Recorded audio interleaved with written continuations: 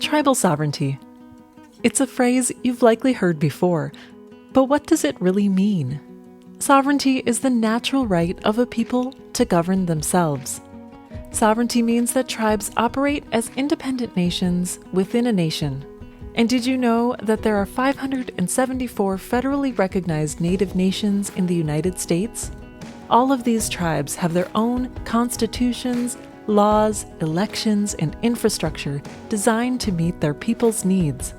Their rights, lands, assets, and resources are their own. This is similar to how the United States government exercises sovereignty on behalf of its citizens. Tribal nations have been sovereign since time immemorial. Sovereignty is not granted, but rather it is recognized. The federal government recognizes tribes' sovereignty through treaties.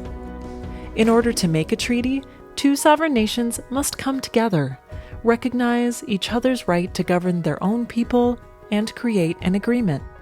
With or without the United States, tribal nations are sovereign. But if you need more proof, the United States Constitution, in addition to hundreds of treaties and Supreme Court cases, has repeatedly affirmed tribes' right to govern themselves. Remember, tribal nations have always been and will always be sovereign. Treaties are the supreme law of the land. The United States government's frequent violations of its treaty obligations do not change that.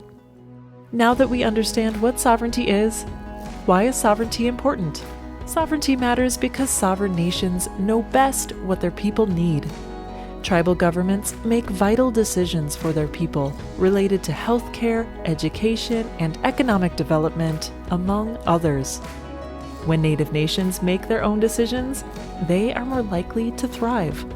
Strong, sovereign tribal governments foster strong tribal economies and nations. We honor and affirm tribal sovereignty.